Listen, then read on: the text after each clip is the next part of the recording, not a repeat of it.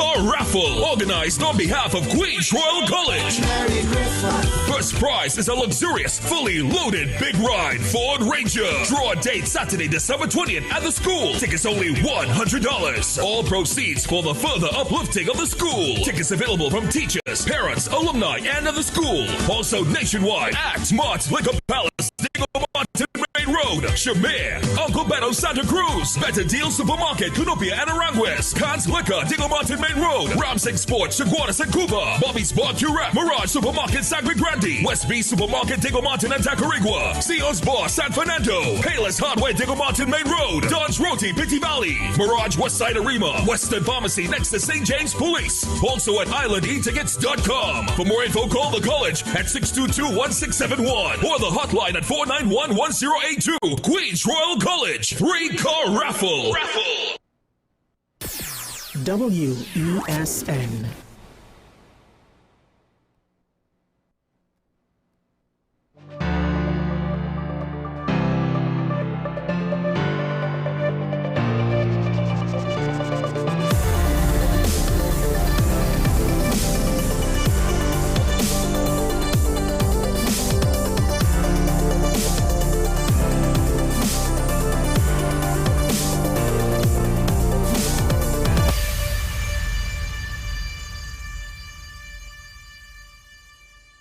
A lot of Trinbagonians simultaneously love America and hate America.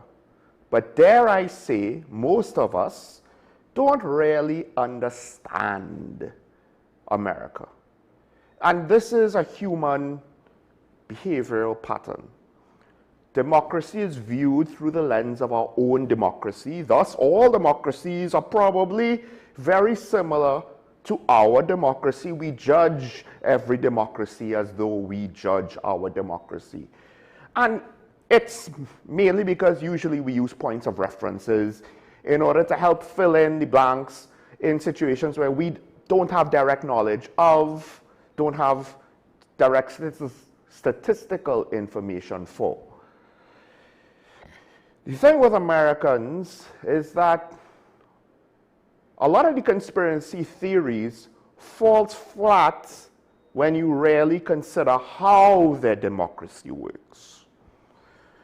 And any conspiracy would need to factor in manipulating a democratic process that basically consists of around 300 million people who, for better or worse, are strongly opinionated. Because this is the thing. What's one of the stereotypes of Americans who travel? They're arrogant, they think everything revolves around America, and arguably they're opinionated. And they don't, when they don't understand or don't like things, a lot of them are probably very willing to voice that rather loudly, compared to a lot of other cultures around the world who are more deferring, who communicate in more subtle ways, who express themselves with more indirect language. Americans are more direct as a people, as a culture. The reason why I say that is, a lot of Trinbagonians, despite the fact that we are more than happy to buy American food, not just the fast food chains and the like, no, the style of cuisine that most of us eat will be somewhat American. The breakfast, we have our local breakfast that a lot of people like to have, but the traditional eggs, bacon, toast breakfast, that's pretty American when you look at it, right? A good chunk of the world doesn't eat that for breakfast. That doesn't have to be breakfast. There are people who think that is breakfast. Breakfast is that. There is no other breakfast. Can't have rice for breakfast. Tell that to the Koreans and Japanese. We look at America, we judge America, not just the food, what about the electronics? Not just the electronics, what about the media, the entertainment? We want a vacation there. We have family that might have migrated there, some legally, some illegally. But here's the thing, one of the things that we don't agree, we take away a lot of their racial strife, despite the fact that we don't have the same racial dynamic, which is very interesting. one of the two majority races, which are more or less statistically even enough. There will be fluctuations and errors in accuracy with regards to census taking. Statistically even enough is of African descent, whereas in America, it's a very clearly different scenario. The source of migrants, while the racial mix, they might have similarities in the sense that they have Latin Americans, we have Latin Americans, but ours come from Venezuela. A lot of theirs come from Mexico. It's not quite the same. And the democracies are not quite the same. Case in point, it is very different, the reasons why they elected their last couple of presidents and we elected our last couple of prime ministers, I would argue. We are very much reactionary, but in a way where a lot of it bubbles under the surface, unseen, festering, fuming, and then one day every 5 years, hopefully enough people get their voices out, a lot refrained this time compared to last time and potentially compared to times before. But no, Americans, they went all in. They voted for Trump, then they voted for Biden, then they voted for Trump again. And there are a lot of questions with regards to both of those men as candidates. But the point is they proactively, throughout the election process and before, had discussions, gave their opinions, were direct, engaged, tuned in, switched on, and they have a culture where on important issues, they expect to be heard and they make themselves heard, and it doesn't have to be an election. Now, for us, there's this whole US-Venezuela thing, and it seems like it's not that big of a deal to the Americans, at least not yet. I think because a lot of them probably figure out, hey, we've already had military deployments for most of the last, decade and a half. They just want to actually, is it going to be a war or not? Anything short of that, They have their own issues to worry about. One of the things was the political issue of the Epstein files, where it seemed as though there was enough politicians that didn't want it to come out. Now, what's funny is when you think about the timeline of events, the basic timeline, Trump said he wanted to release it. Then he said he didn't want to release it. Now, when it seems as though there's enough bipartisan support and it pushed it through in the House, and then the Senate was basically told, don't mess this up, now he's all for it again. Some might think there was a grand conspiracy to remove any political opposition on this issue, which might be partially true with hindsight analysis, but I don't know if to say that there was an actual pre-planned grand conspiracy. I don't know about that. But the point is, this was something that the public did not accept to just, this is what we're going to do. We're not going to do anything about it. We're not going to release it. We're going to move on. It's a distraction. It's not important. And it seemed as though the public said no. And then they supported, or they gave vocal support enough that certain politicians said, you see where the winds are blowing? Where the people, what's important to them? Whether or not you think the issue is important, you need to bet your bottom dollar if the public wasn't behind it and didn't support it, the politicians would not have, one, Republicans step out from under the perspective or the angle that Trump was taking when he said, no, we're not going to release it. And two, the Democrats came together with the Republicans. I think it might have been, in the end, almost unanimous except for one person voting no. Because the politicians take their cues from the voters. Now, it helps that they have midterm elections and the presidential elections every 4 years.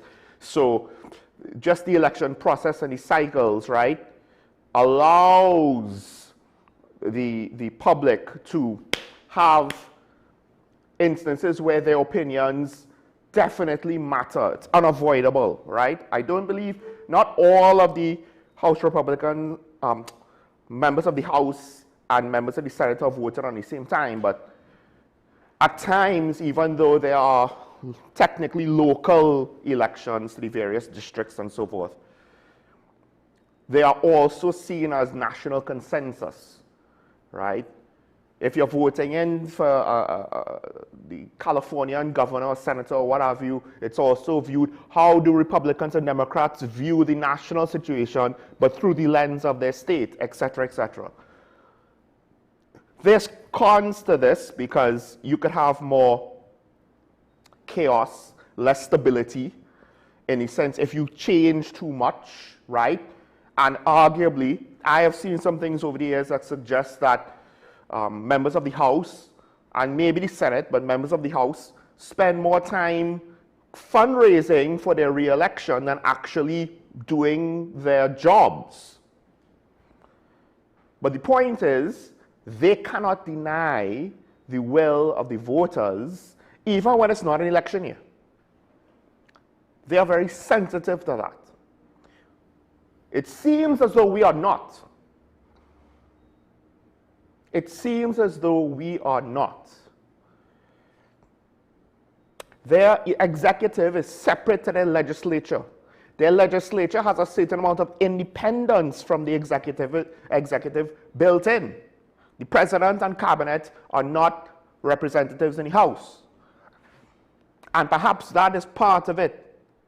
It means that each member of the House and the Senate has to look at their own political career carefully.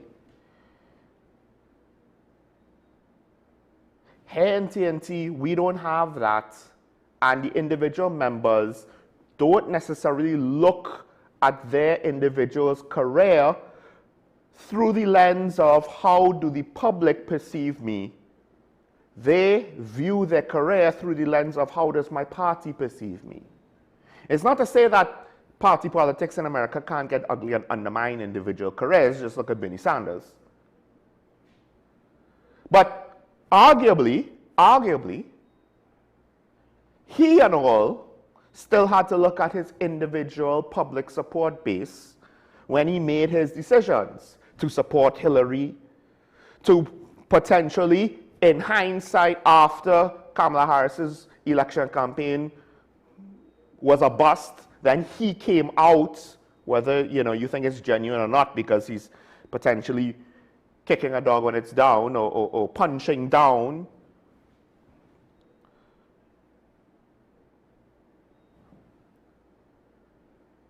But for the most part, look at our politicians. We don't have that member of the House or that senator who breaks party ranks. McCain, one of the last monumental times he had to vote, I can't remember what bill the majority leader at the time, this is Trump's first term, it was said he was writing it. It might have been over public health care. He was writing it behind closed doors by himself or some nonsense like that.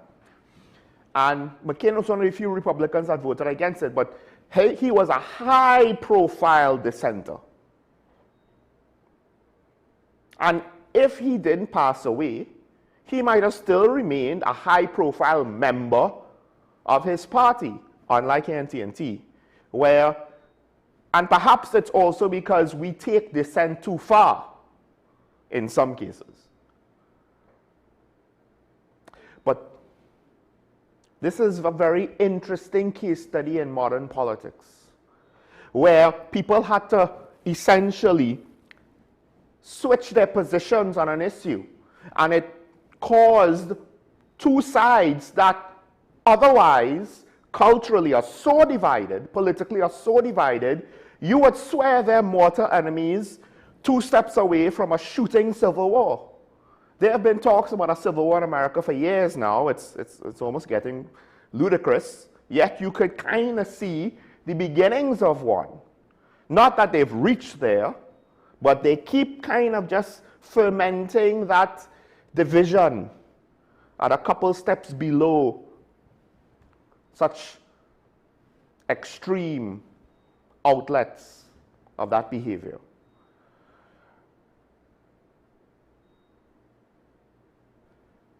But they came together. Why? Despite all of that, despite all of the differences, despite all of the ugliness of their politics, they agreed on something. They didn't.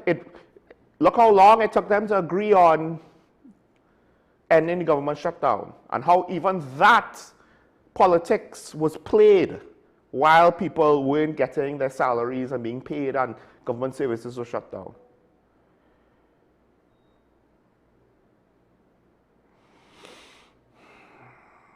I don't necessarily know what the outlook is for American politics, but I do know that despite all of the ugliness, all of the craziness, all of the foolishness, there's one thing that I envy that they have that we don't have. Their people are willing to be involved at whatever level they're at. And sometimes maybe they are too quick to pull the trigger. Other times maybe they're not. And it's not all roses, it's not all perfect. I get that, right? There's a lot of flaws, but it doesn't seem as though they're a nation where they keep things wrapped up. They keep things under the surface. They shelve issues. They try to ignore it until an election comes, and then they just change to the other guy and hope for the best. For better or worse, they follow the issues. They're strongly opinionated. Whether right or wrong in that opinion, at least they have one. At least they have one that is semi-informed. They might not always be the most informed.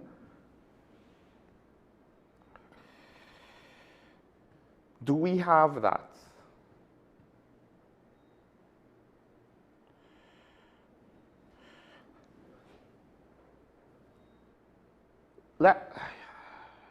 Let's take the comment. We have a comment. Let's take the comment. Trump has overplayed his plan. He's moved his largest aircraft carrier to confront Maduro. However, Maduro is refusing to surrender, and Trump knows any invasion of Venezuela is likely to fail, again like the previous Bay of Piglets invasion. But here's the thing, and this is what I don't understand why a lot of people do things like this. You're trying to do an orange-to-orange comparison when it's apples-to-orange comparison. The Bay of Pigs was a very, very specific set of circumstances that caused it to fail. An American invasion could fail, but it won't fail for the same reasons that a Bay of Pigs invasion failed. Therefore, comparing it in this way, I don't think is valid. The Bay of Pigs invasion didn't have an American aircraft carrier. It didn't have the American Navy's direct involvement. It didn't have American Marines' direct involvement. It didn't have American Special Forces potentially directly being involved. It didn't have the Americans' 160th Special Operations Aviation Regiment directly involved. It didn't have AC-130 gunships. It didn't have F-35 stealth fighters based off of Puerto Rico. It didn't have the potential backing of other components of the American military that can be rapidly deployed, like the 75th Ranger Regiment, or the 82nd Airborne Division, or the 101st Air Assault Division, or the 10th Mountain Light Division. It was essentially Cuban nationals and others. Basically, they were told, hey, you all want to go and cause an uprising in your country? Have at it. They failed, didn't cost us anything. We didn't commit to that, really. It was a political embarrassment, but it's not the same like now. Now the posturing as America is threatening. And this is the thing. We want to compare, I said it, we want to compare things because we don't always know the details, so we have to fill in the blanks. The Bay of Pigs invasion is unlike any other foreign interference in a nation's stability that we've seen in the modern world. The Bay of Pigs is not like Vietnam, the Bay of Pigs is not like Korea, the Bay of Pigs is not like Iraq, the Bay of Pigs is not like Afghanistan, the Bay of Pigs is not like Soviet involvement in Afghanistan, the Bay of Pigs is not like Russian involvement in Africa, the Bay of Pigs is not like colonialism.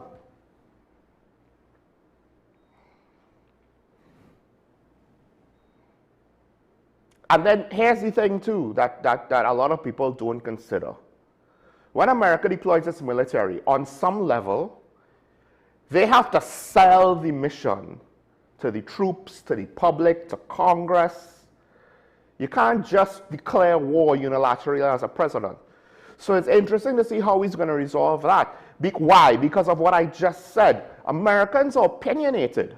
The same nation that went on a war footing for World War II and basically had a war industry and a scale of logistics for global war that the world never saw before, probably even at the height of the British Empire.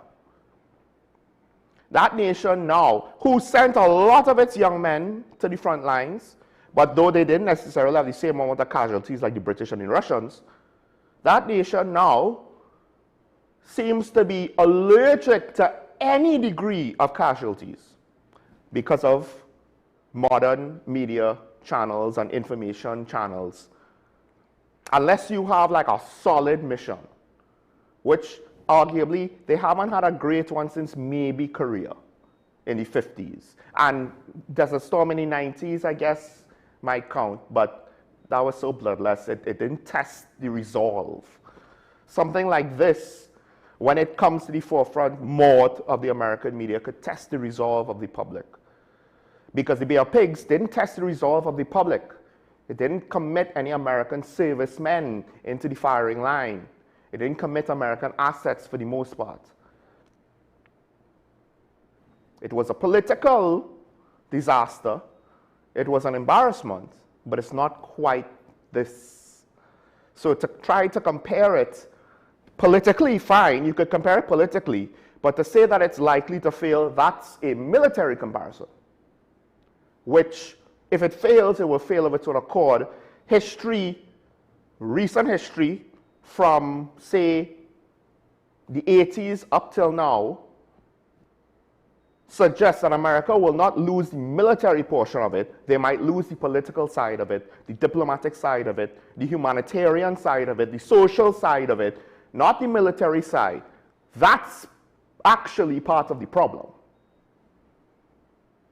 So, has Trump overplayed his hand? Listen, on some level, that's who he is, it seems, because he operates like how he operates as a businessman.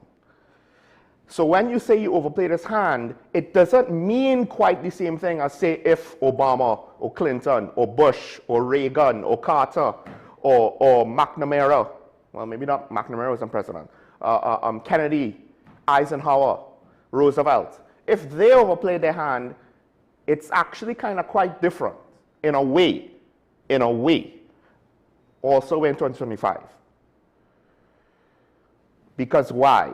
We're judging Trump as a politician when he's not really a politician. He's just a guy that people are, because they think he's an outsider, they turn to him.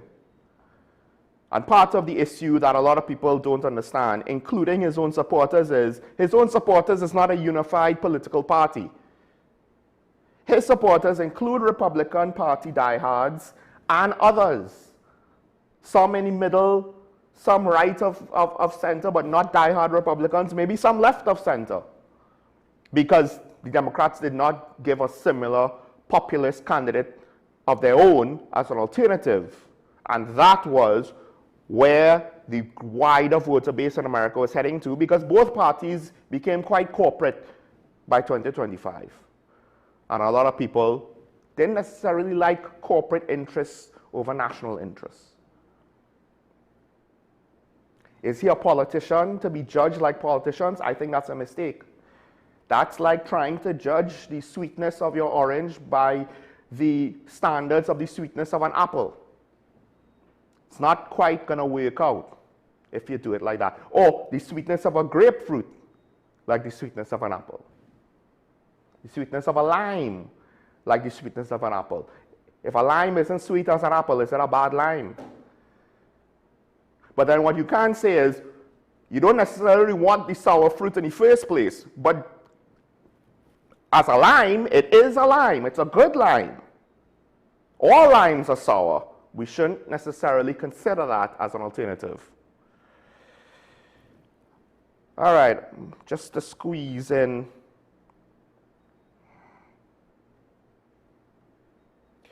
Locally, I'll just bring up one thing before we have to take a break. Communication. I mean, that's one of Trump's faults, right? Which again is why it's easy for him to kind of stumble and falter, because his support base is so wide, and he himself is not necessarily a professional politician, and the opinions amongst his supporters will vary, which is why you see fracturing in conservative spaces on YouTube and what have you over various issues like Israel, Palestine, and others. Locally, we have a communication deficit. We put people in high profile positions and their communication skills not always the best. HDC chairman, he framed the corporation as a sick cow riddled with ticks. But then he had to clarify, he didn't, because it was in the context of the moment being the 26 employees whose contracts weren't renewed that the PSA is trying to get renewed. He then had to try and clarify, saying he didn't refer to the workers at the HDC as ticks. But the problem is, in our country, these kinds of subtle or not so subtle, but innuendos and analogies and allegory and what have you, are utilized often. So when there's an issue in the public discussion where we have this group of contract employees, the union is trying to get them renewed, the HDC doesn't want them to be renewed, and then you as the chairman use the phrase in whatever sentence you want, a sick cow riddled with ticks, you indirectly imply them is the ticks and we don't want them. Now, I don't actually think that, well, I will give him the benefit of the doubt to say I don't think that was his intention. There's a chance, obviously, it seems as though he's just trying to save face, switch gears, change direction, spin, do damage control. But it's also, you see, he should have never been in this position in the first place. Then when you take the wider narrative that people are coming to on their own, you might say they're all PNM supporters. I would say there are people who are not benefiting under the current administration now.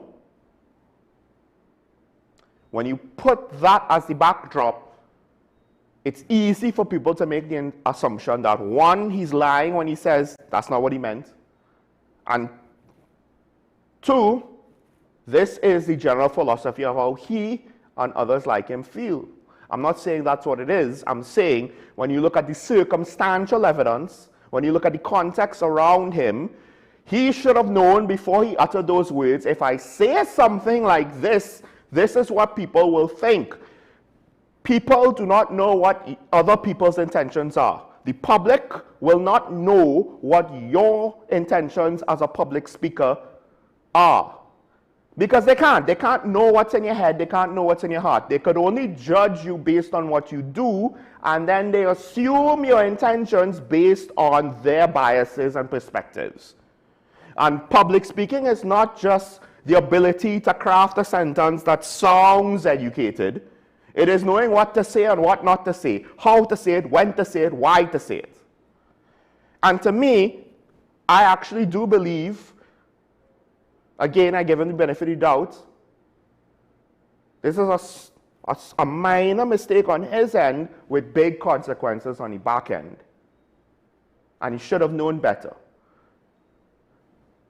The big consequences then turns it into a big mistake. Sometimes locally they get away with it, and sometimes they don't. And they seem to think that the times when they get away with it, that's the norm. Not understanding that, no, that's the exception. The times when you don't get away with it, that's the norm. But anyway, let me end there. Let's take a break. When we come back, we will welcome our guest. Stay tuned. This is Talking About on WSND Content Capital Show. Mike Small will be back after this.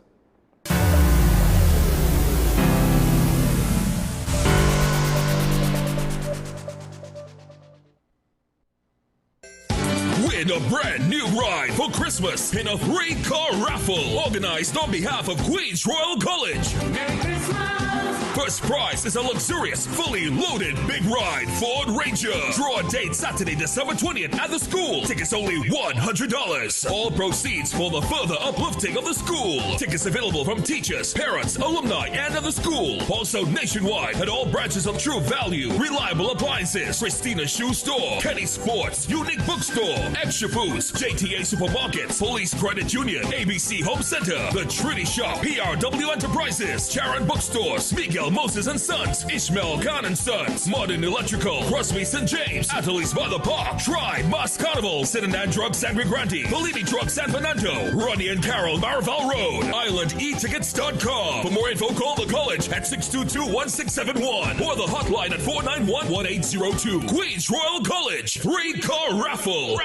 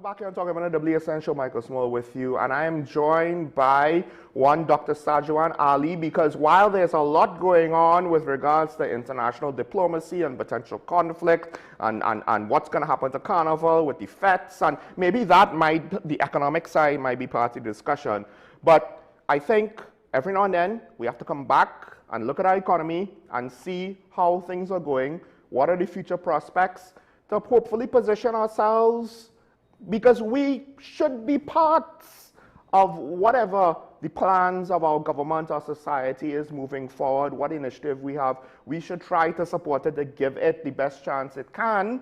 But of course, we need to kind of understand what things are and how to do so, and to assess it and to help us start some of those discussions we have. Like I said, Dr. Sajuan Ali, Dr. Indira Sajuan.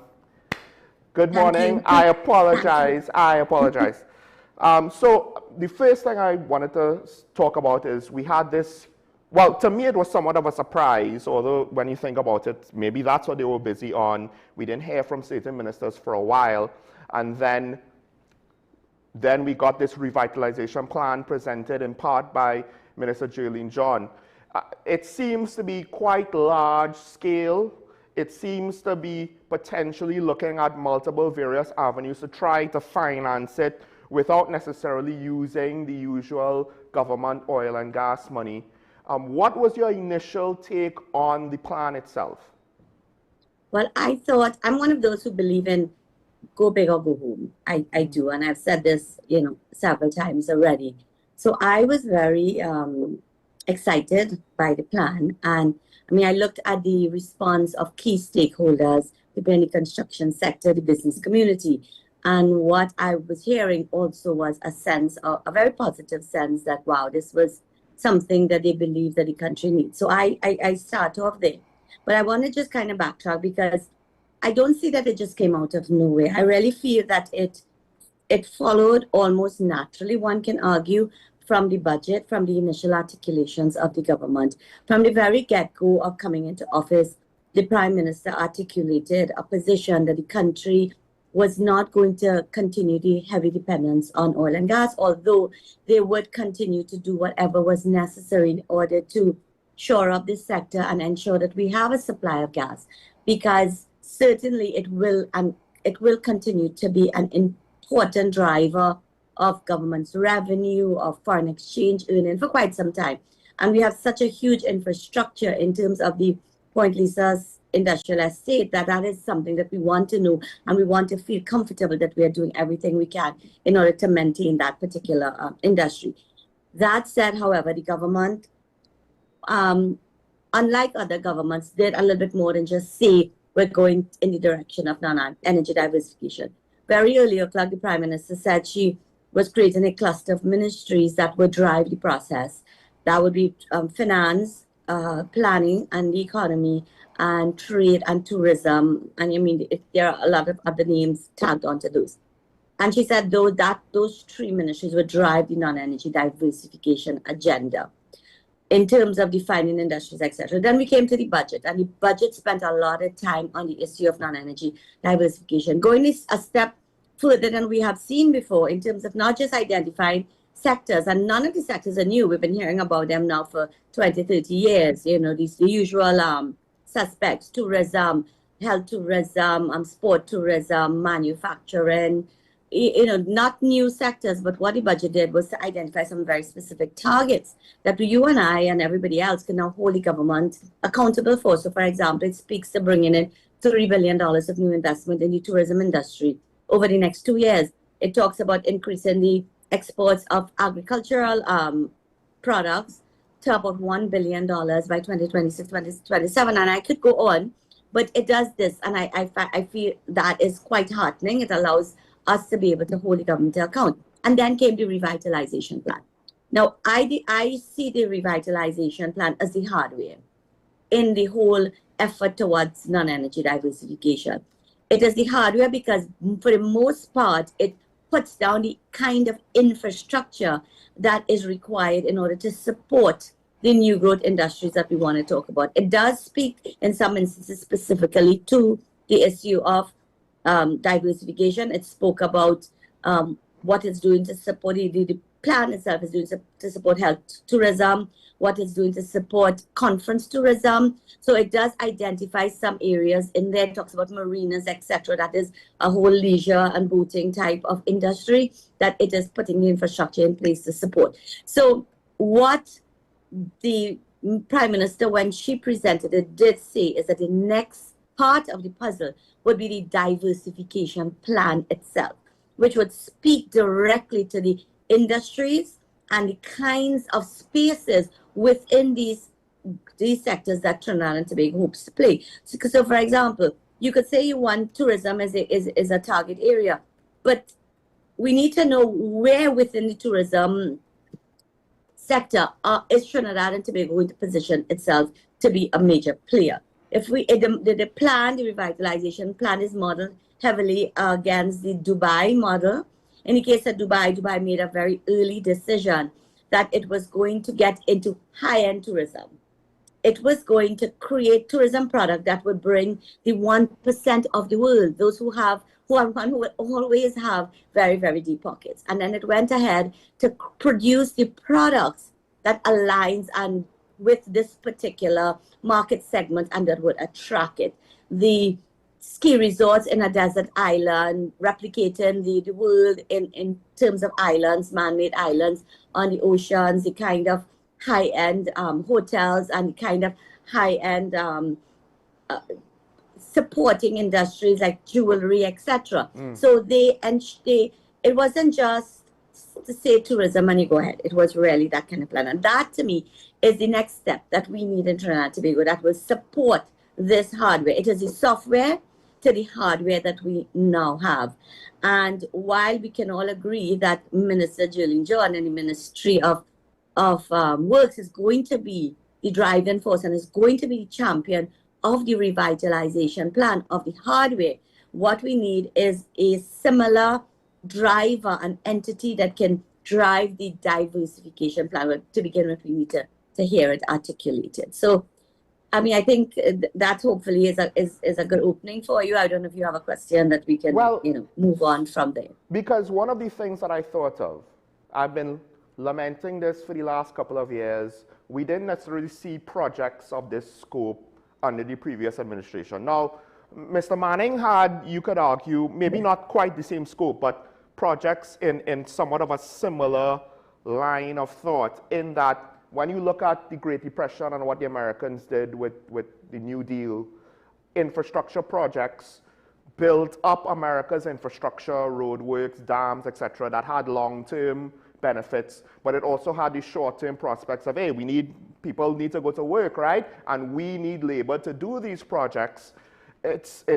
I'm wondering if, to some extent, the philosophy behind this plan, at least what was presented currently, is people need jobs, and we could potentially look to provide jobs, not just in the actual construction, but also the installation of all the various bits of technology, air conditions, electronics, plumbing, IT, and the services required to not just now make these buildings operational, but then also to maintain them.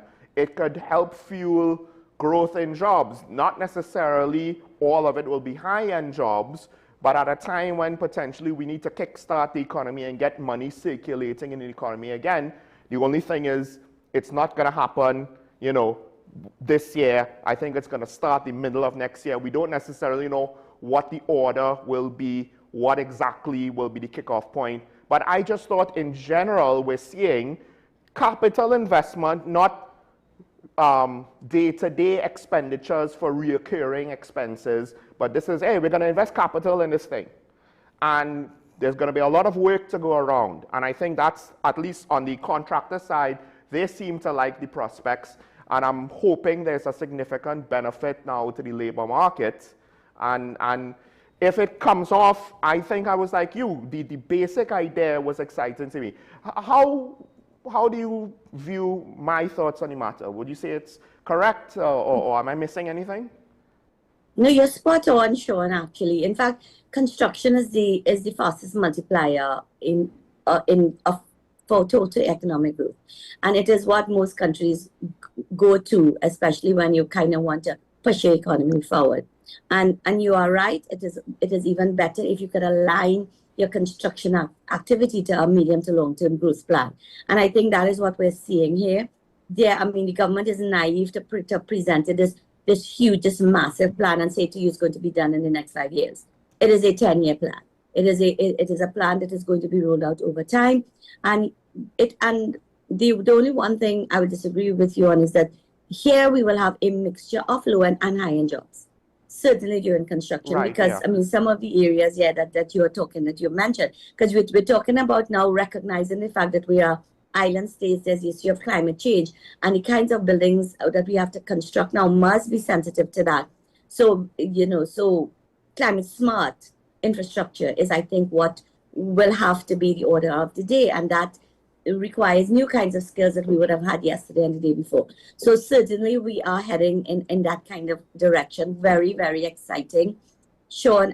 But again, government has to be careful that we do not end up in a situation with a whole set of white elephants, because much of these, many parts of this will require long-term maintenance. And if we don't have the supporting industries that are going to generate the revenue streams, the tax streams that is required to increase government revenues, where it is that government itself will have to engage in the borrowing in order to do it. So, for example, the security city that is being proposed, I will find it difficult to see that we could get private investment to come into there. Private investment might bring in the money and may get to the point where it turns the key. But after that, government would have to repay and then take over the management, etc. And that costs money. So we need to be able to align the earning of income with the expenditures that is proposing. So I'm really belaboring the point that we need a diversification plan, and we need one that we could be as excited about, and we have to work both things simultaneously. So for example, Sean, you're proposing to put up a 5-star hotel in San Fernando.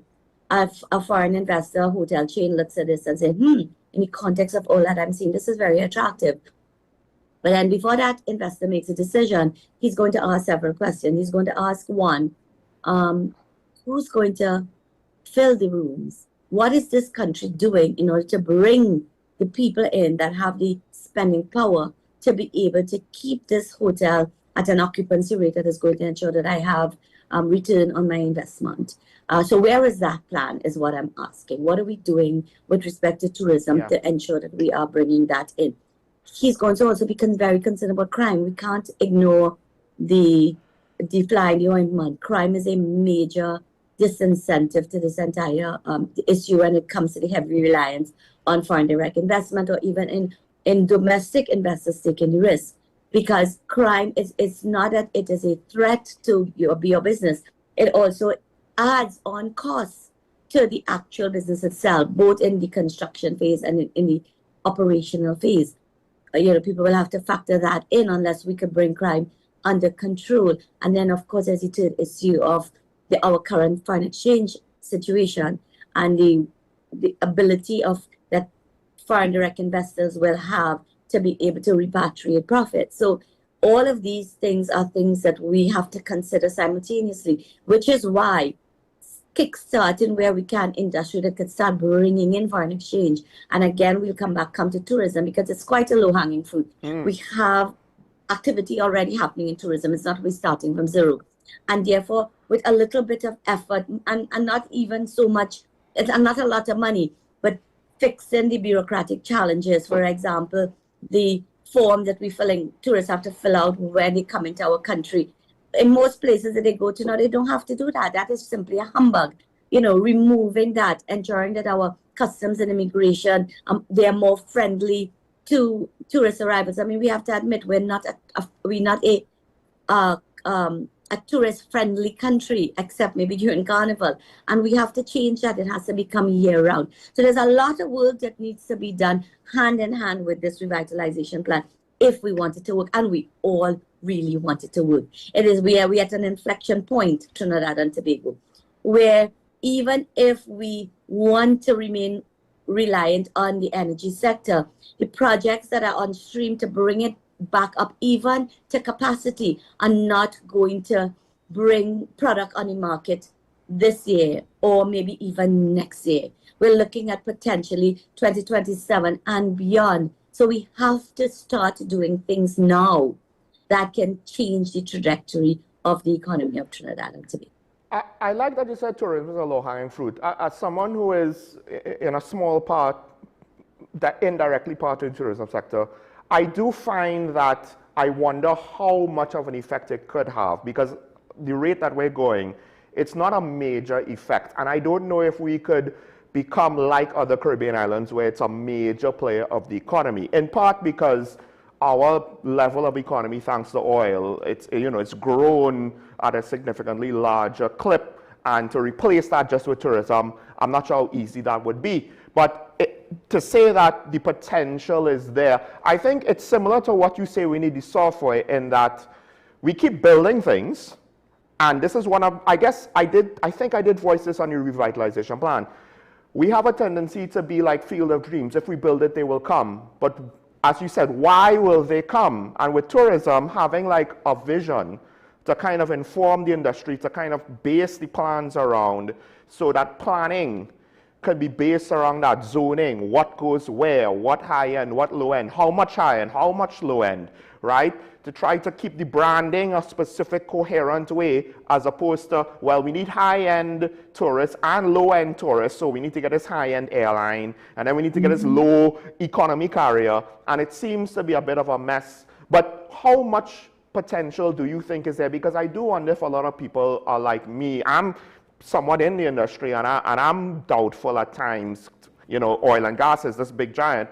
How much potential is really that we're just wasting away? Because I'll say this, when people that I know go to other Caribbean islands, we just have more to offer as an island with natural beauty and sights to see and attractions, etc., etc. Sean, you know, you've said a lot in there, right? Firstly, I mean, I don't think there really is any industry that can replace oil and gas in terms of the volume of revenue it generates, or at peak, obviously, right? Yes. Or the kind of foreign exchange that it generates, the level of employment, level in the sense of the quality of the jobs, not in terms of the amount. Because again, I've been broken record in this. The energy sector, even at its heyday, only employs 3% of our labor force. Okay, the state uses largest from the energy sector in order to be a major employer through all kinds of programs, the CPEPs and the URP at the lower levels, the OJTs, and through controlling so many aspects of business activities, state enterprises, etc. But gone are the days when that money is coming in. It's simply not coming in anymore in this moment. And it's going to be a while before it potentially can, if it will, if we're able to realize what we're hoping for with respect to the energy sector. So therefore, we have no choice, Sean, but to look to other things. And while tourism may not be able to replace oil and gas, it could certainly be one of these sectors, because it has to be a combination of sectors, not just one, that we are looking to. And we have to now shift the indicators that we are interested in. So here now we have to be more interested in employment generation, because we need to keep people employed. You have been saying that repeatedly on this program, and that is very important. Tourism can be a major employer of persons, and not just at the lowest of the ends, you know, even at the higher end as well. There are many opportunities within there, and we have to be careful, as I'm saying, and you're agreeing with me. We have to define where in the tourism sector we want to be played. Yeah. I mean, ecotourism is I think it's a no-brainer. We have, as you said, so much natural things that lend itself to it. In today's world, more and more tourists are moving away from the sun, sea, and sun model, and they are more interested in the ecotourism type of product, community-based tourism. They want to come in, they want to have authentic experiences. They want to stay away from the sun, because with climate change, the sun is, you know, creating havoc on our health, etc. And we are ideally placed, both Trinidad and Tobago, ideally placed to be able to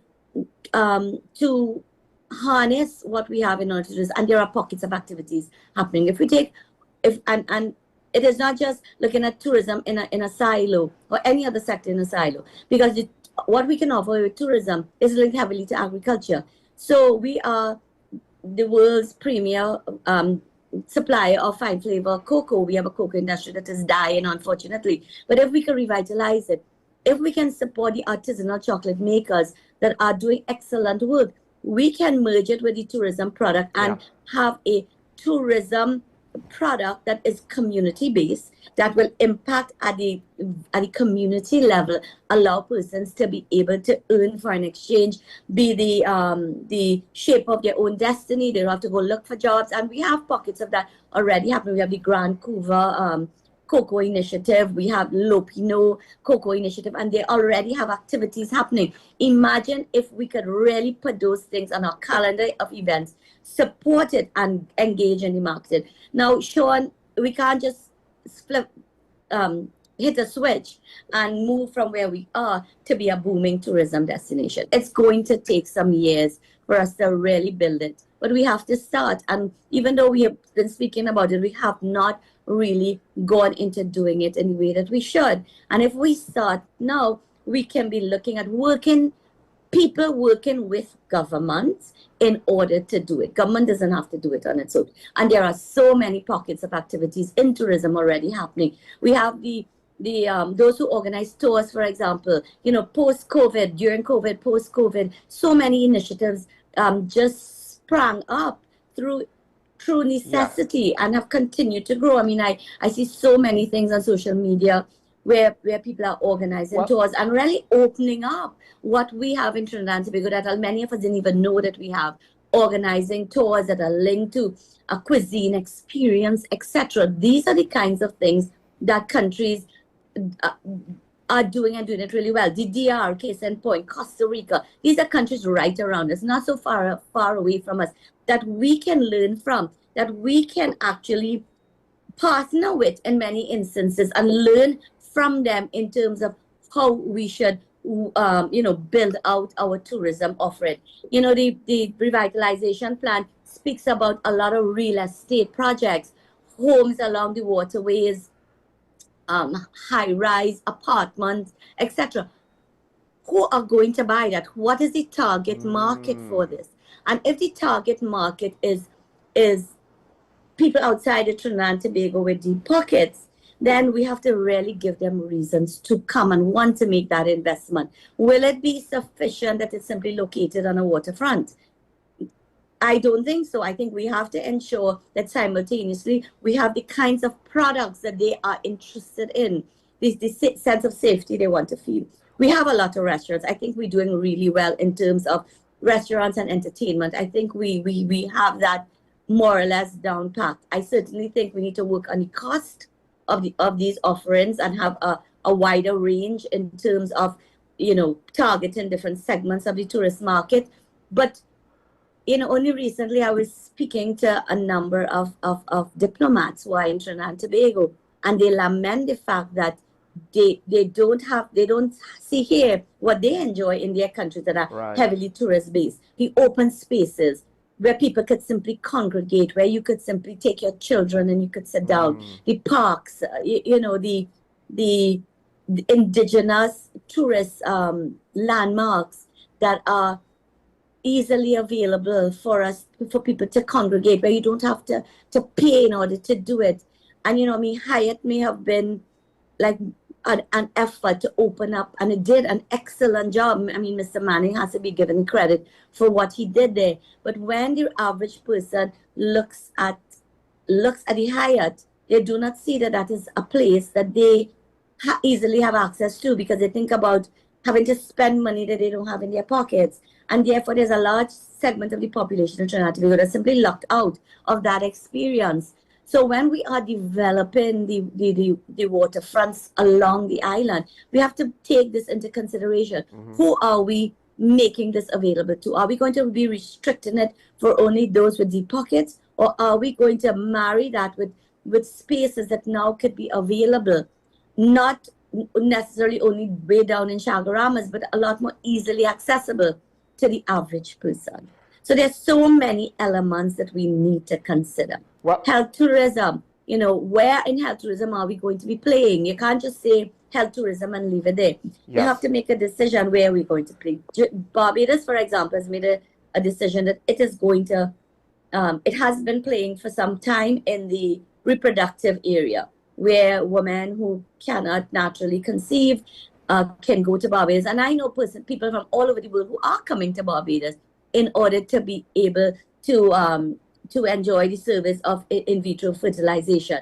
But when they come to Barbados, they have the complete experience. That is why Barbados could call it health tourism, because when they come there, they are the beaches and the hotels and the entertainment and all of the things that we know Barbados does so exceptionally well. We're running out of time, so I need to get one last question in. All I will say, I do actually like the fact that some of the projects, like the marinas and the hotel, they are not huge projects. That hotel in San Fernando is not as big as Hyatt and Hilton. And I think, yes, we need to have baby steps and not try to just hit home runs with every swing.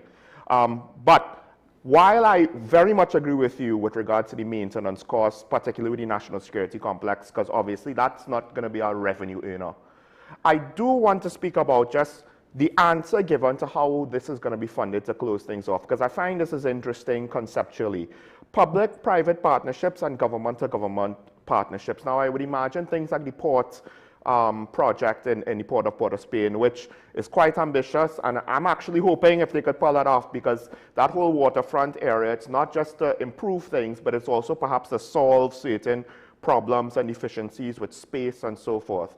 But back to the residential offerings, I did speculate perhaps this is how they're going to finance a lot of the capital, in that, well, commercial entities will be part of these projects and everyone's going to make money here, and then our cut, government-wise, could then go into the other parts of the waterfront development and other projects like the National Security Center. How realistic do you think that thought is, or that idea is, if that's the case? Because it means we could finance it without having to just use the oil and gas money wholesale. Yeah, I think you're very spot on in terms of what you're saying. The government has said it really hopes that the government is more the enabler, and that the private sector, where a combination of foreign direct investment, domestic investors, and where government needs to borrow, government-to-government arrangements, concessionary loans from multilateral institutions, even grants, will be the mechanisms that will be used. Very new world, new age, and I think that is to be commended and supported. And yes, there are parts of it which I imagine government can sell out wholesale in terms of the money that they get from it could be used in order to be able to finance other parts of it. So in total agreement with you, and I think it's a welcoming approach, and we want to see it roll off. I think the government is going on a road trip to some countries that they are targeting as potential investors in these initiatives. You know, one thing though I want to say that I think we need to commend, that I think for the first time what we're seeing is a plan that kind of speaks to development throughout the country, not just in the metropoles of the country. It's not just in Port of Spain or even in San Fernando. It's across the country, central, south, cross-cutting across the country, so that at the end of the day, people across the country can benefit. More than that, what we will be doing is creating employment activities where people, closer to where people live in the longer term. Yes. And I think that is to be commended. All roads will stop just leading to Port of Spain. So kudos for that. Government campuses, I think, in the central area, etc. These things are welcome. But again, all is well in terms of the approach to the financing of the revitalization plan. But I, again, want to end by saying the revitalization plan, for it to succeed in the way government wants it to succeed, it has to be matched by the economic diversification plan, the software, the industries, where exactly is, because the investor who's looking at investing in the revitalization plan is going to have a lot more questions than what we have seen so far can answer, which a diversification plan can help to answer, because that person, these people are going to see where the long-term trajectory of the country is going and determine whether that in fact supports the infrastructural investment that they may be interested in making. So, two things, and I look forward to that particular plan. The Prime Minister did articulate it. She did say it's going to come from the Economic Resilience and the Economic Development Board, and which are not yet constituted, so that we need that action to roll out as quickly as possible. Well, and I believe if we do that, and I believe if all stakeholders really get on board, I believe that here is a moment in time where we have an opportunity for PPPs to really drive the growth agenda of Trinidad and Tobago, where private sector cannot just be sitting around and waiting to hear from government, but be an active participant in helping the government to shape the way forward for the country. Dr. Sajuan, thank you for joining me so much to share your insights on what hopefully is a brighter future. It's a big plan. I kind of agree with you. I like the fact that they're swinging big. I hope they don't overextend themselves. And they did give us at least a blueprint, or maybe not a detailed one, of how they might be able to pull this off. And all Trinbagonians should at least hope that they could pull it off. Why would we hope for failure? Dr. Sajuan, thanks for joining us. You have to go, and we will also be right back here on Talking Point. When we return, we'll continue discussions, open the phone lines, all the good stuff. Stay tuned.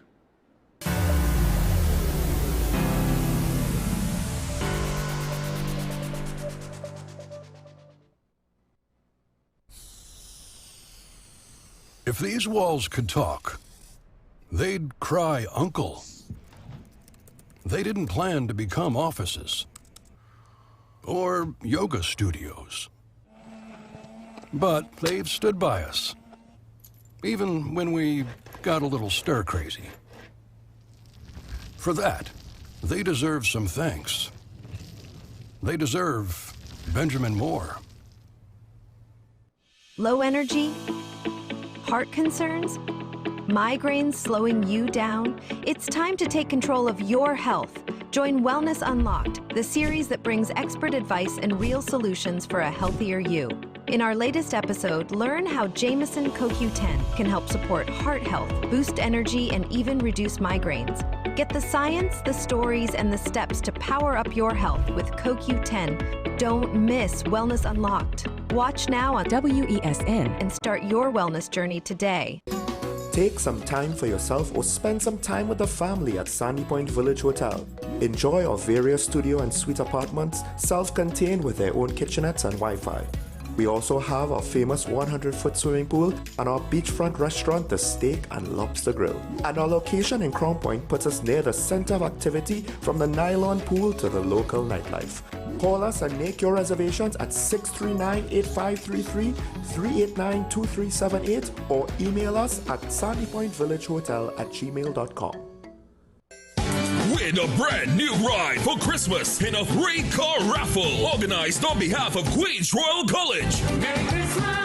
First prize is a luxurious, fully loaded big ride Ford Ranger. Draw a date Saturday, December 20th at the school. Tickets only $100. All proceeds for the further uplifting of the school. Tickets available from teachers, parents, alumni, and of the school. Also nationwide at all branches of True Value, Reliable Appliances, Christina Shoe Store, Kenny Sports, Unique Bookstore, Extra Foods, JTA Supermarkets, Police Credit Union, ABC Home Center, The Trinity Shop, PRW Enterprises, Sharon Bookstores, Miguel Moses and Sons, Ishmael Khan and Sons, Modern Electrical, Crosby St. James, Attorleys by the Park, Tribe, Mass Carnival, Cinnamon Drug Sangre Grande, Bellini Drug San Fernando, Ronnie and Carol Maraval Road, IslandEtickets.com. For more info, call the college at 622-1671 or the hotline at 491-1802. Queens Royal College, 3-car raffle.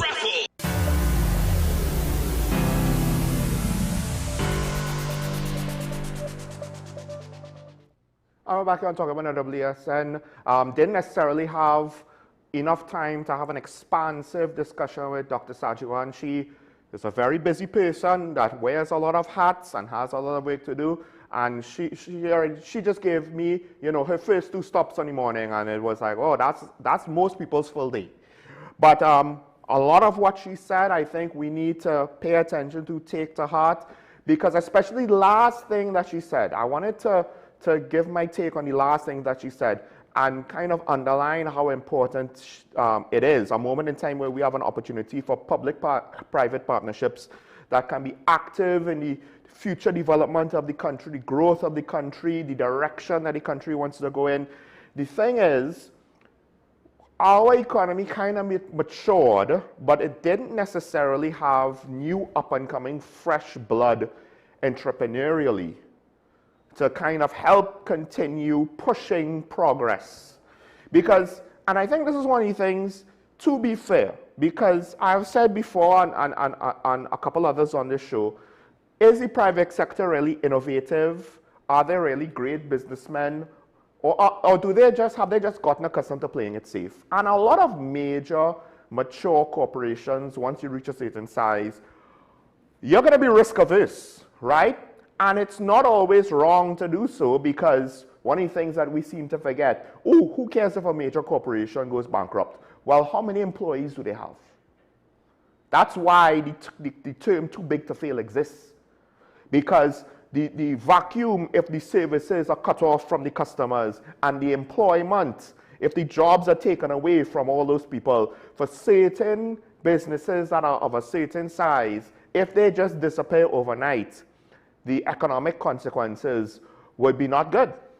So I understand being risk averse once you get to a certain level. You already made it. Why do you have to roll the dice? Now, some companies, they know how to invest a portion of their capital and roll the dice with that, right? But it partially depends on opportunities and the ability to discern new opportunities. And sometimes you have to do it in order to keep up with trends. But we tend to be more reactionary, and we'll just follow the trends, not as an initial first mover, an initial adopter or stuff like that, first adopter. We'll just follow the trends here because we don't have to compete with the whole American market, European market, and stuff like that. But something like this, what Dr. Sajawan said, a moment in time when we have an opportunity for PPPs to be an active participant, right, to help give their own, not just that they will provide us with services, they will give their input into the process. It could help reignite the entrepreneurial spirit in the country because it will be a situation where there will be new opportunities for growth, but also, depending on how this rolls out, not just to grow pre-existing things, but to grow and bring in new services, new business concepts and ideas and product ideas that we might not have now because there's not a demand for it, and we're not necessarily sure how to build a demand for it. But depending, if you want high-end customers, you need to offer high-end things. That's basically what Dr. Sajawan said for tourism, but also if we want to encourage foreign businessmen. I mean, there's a whole financial center, so they're going to need, if it's going to be an international center, you're going to need some amount of foreign players. Not everybody, not every company that comes here is going to hire locals. Some amount of foreign experience and culture they want to bring down, right? It could be temporary, it could be semi-permanent, it could be permanent. And more importantly, the more they do that, potentially the more FDI we get, the more ingrained they are into society, the more they are part of our society, that it would be difficult for them to now pull away. And that might be one of the conceptually most exciting things to me. Because big businesses might be risk averse. It's for the entrepreneur, not just to be an entrepreneur of, oh, well, I'll do a little bit of fashion or I'll do a little bit of food.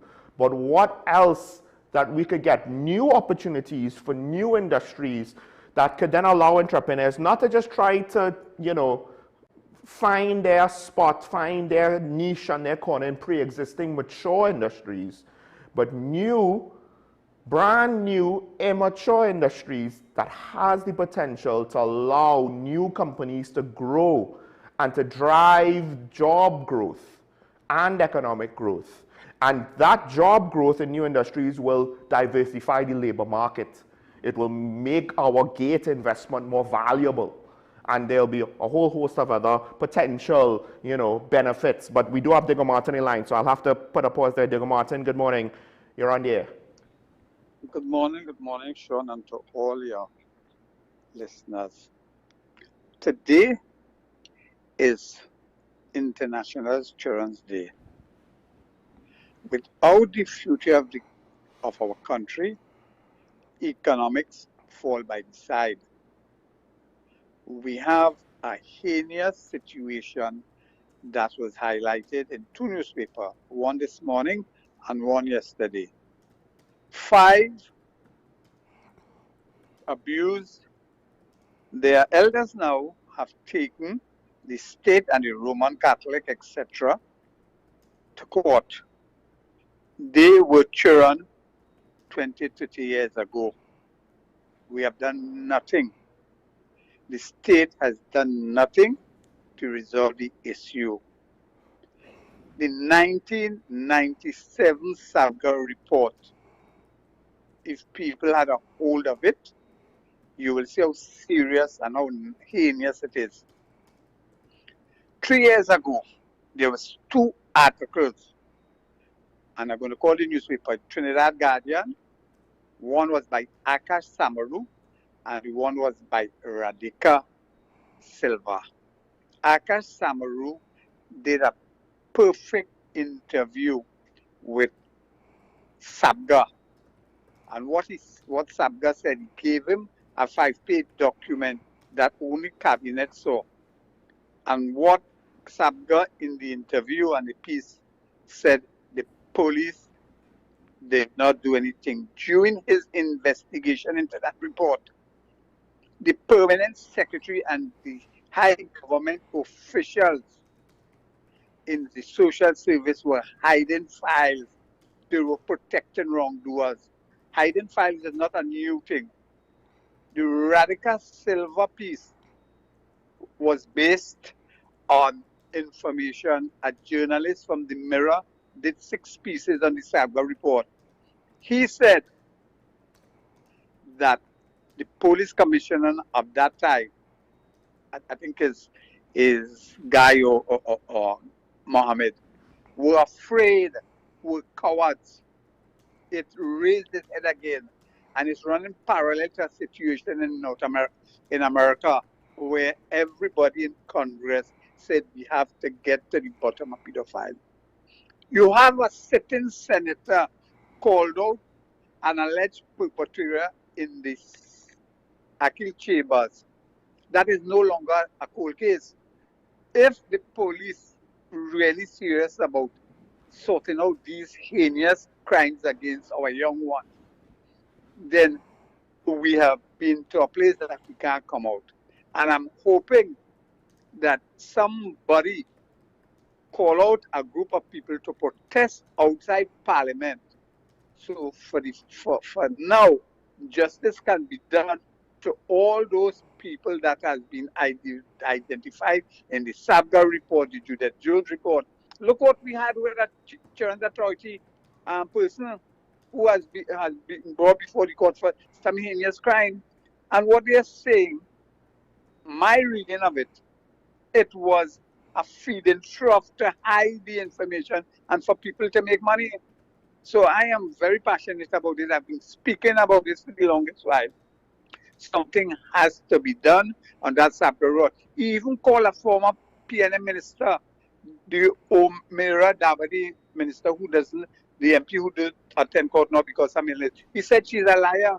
He even pointed out to the Tobago and representatives in the gender affairs as people who did not want to do anything about it.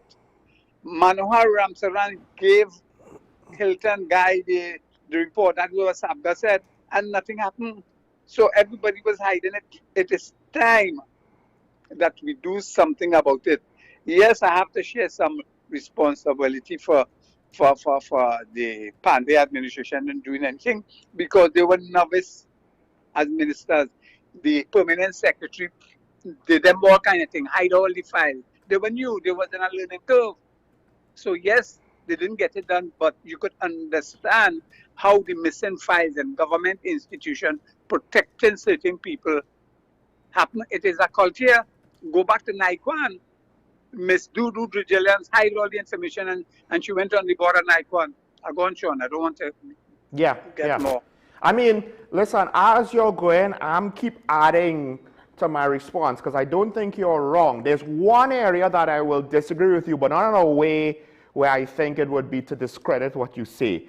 Rather, I think it's more it's a difference of perspective that might shift your view, but in the core tenets, I believe you're hitting on hard truths that we don't want to face, right? And what I said, the reason why I say that is, I think, because you started off with saying education, you know, is the foundation. So we need to look at that before economics or the economy. And I would say, I wouldn't fully agree with that. I would say economics and education, they're in like a self-fulfilling cycle. Or a codependent cycle, right? It's like a self-fulfilling prophecy. If one falls, it's almost like it prophesies the other one to fall. Maybe self-fulfilling prophecy is not the correct analogy or accurate analogy. But it's like the chicken and the egg, but we reach the point where it kind of doesn't matter which came first.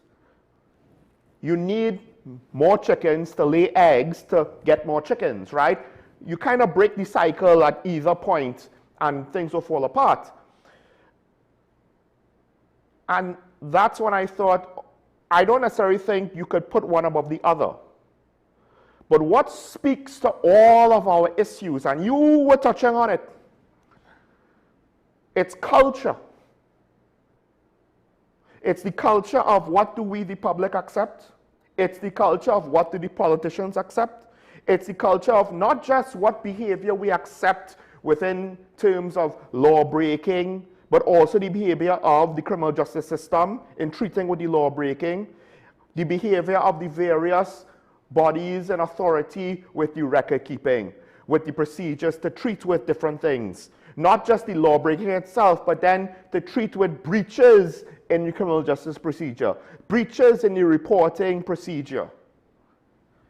Now, it is a very human, common human trait. It is never easy to look at one's own sins. Unless, you lack empathy, you're emotionally dead inside, things like that. For most people, I don't know of anyone that is a normal functioning person, normal in the sense of just emotional range, not in terms of anything disparaging. For you to look at your own sins. It's easy to judge other people on their sins. I mean, it's easy to give other people advice. Where should I take the new job? Should I migrate? It's easy for you to, at least I find this to be true, to advise other people objectively. It's hard to look at yourself objectively. We don't have a culture of demanding higher standards and enforcing higher standards, or even just ensuring that the issues do not get put on the back burner. We have a culture of complacency and avoidance. Cultural improvements could help education and help the economy, because crime and deviant behavior is affecting both in different ways. So we could try to solve one and not the other, and I don't know how far that's going to go, because the underlying foundation of culture, that's arguably where the issues stem. Things that we never fixed, and now they're coming home to roost. We have Sanford on the line. Good morning, caller. You're on the air. Good morning, Sean. Morning. I want to go back firstly to yesterday with Karen and when I spoke about the proven, probable and possible reserves. And I don't think Karen understood where I was coming from. What she spoke about, all those projects, those are already in our proven reserves. Since those were in the last report in 2023, those were in our reserves, but proven reserves already. Mm-hmm. My issue is with what they call the P2 and the P3, which is the probable and the possible. Those are the last reports. Those were declining, and they were declining because we have no new exploration to increase the proven, and that is where my issue is. So that being said, let me go to what Mr. Diego Martin just spoke about. When you listen to what Mr. Diego Martin said, right, it seems as if, I mean, if you look back at all those incidents he talked about, there is some sort of culture in this country where there is some unspoken protection of a certain level of people in the society, that it seems as if somehow the system tries to protect these people, to not let the truth come out when it involves a certain segment of the society. And he's right, it has to be a culture, because this has been happening not yesterday. This has been happening for ages. If you look at that particular issue with those people who are suing the Catholic Church, that didn't happen yesterday, and that issue with the same issue with the report from Mr. Saga, it seems as if they're protecting these wrongdoers, and that seems to be a culture in Trinidad and Tobago. And he said, somehow we have to stand up and say, enough is enough. Enough is enough. Have a good day, Sean. Yeah. Here's the thing. When our country was developed, in the initial stages, when it was first created, constitution, all of that stuff, right? We're a young country. We don't have the foundation of, say, European countries. We don't even have the foundation of, say, the United States, which is, older than us by 140, 150 years, something like that, right? They're within the 200-year range, we're within the 60-something year range, right? Something like that. Or 1770 something, maybe 300 years. The point is, I think what happened was we have a laissez-faire culture, right? Easygoing culture. It doesn't have as much formality as, say, German culture, Japanese culture. And to some extent, you know, we like that. Because there's a time and place for that, and to some degree, if you want to base your culture on that, it's not necessarily wrong. But it's not that the culture was bad, it's that the culture was, I think, incomplete. We were lacking things that perhaps we couldn't just kind of treat with in a laissez-faire manner, in an unofficial manner, in an unspoken manner, in an informal manner. There are certain things that we needed to have formal structure. But we, to some extent, that's not us. We like to kind of be more laid back and, hey, why so serious, man? And not that serious, you know? Chill out, relax, have a drink. Things will work themselves out. And for the vast majority of our population, the things that we did, our patterns of behavior, the issues that came up, that was fine. But there was always, because in human society it varies, you will always have some amount of deviance to the norm. And that deviance will then, some of that will be a very negative, very malicious deviance. And I suspect we were better off in the sense of it wasn't quite as bad as it is now. It's definitely not as well known as it is now. But the problem is, if you give people an inch, they take a mile.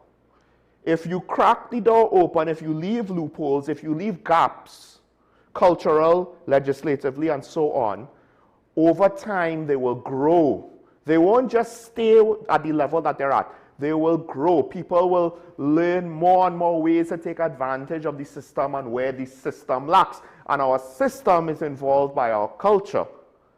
And we've reached the point where now politicians don't want to close the gaps. They're resistant to close the gaps, either because potentially they benefit from the gaps in some form or fashion, or what I think is the case with not a large majority, but a majority at the very least, I think.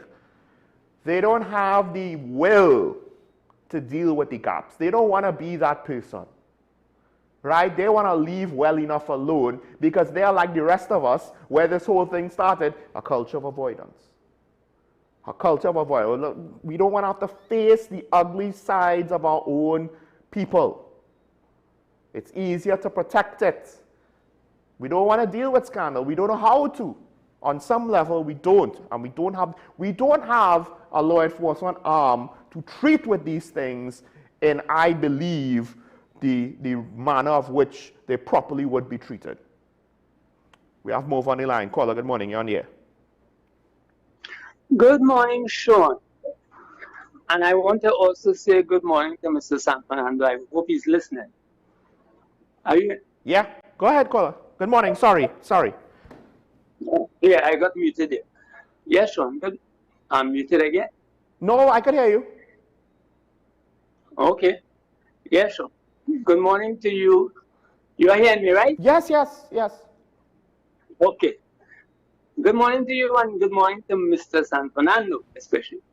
Sean, I think you're still missing part of the issue. I have told you on many occasions about those first 25 to 30 years. Now, Mr. San Fernando just said there seems to be some sort of culture where people are protected. Sean, we were controlled by the colonialists. They no longer were interested in this country. So the deal was discussed and we ended up with self-governance, independence after and whatnot. Sean, this great first leader we had, one of the men closely under him, big in the party, He went into a police station and removed his stepson, if I think I have that correctly, because he felt he was big enough to override the law and get his stepson out of the cell in the police station because he big in the party also.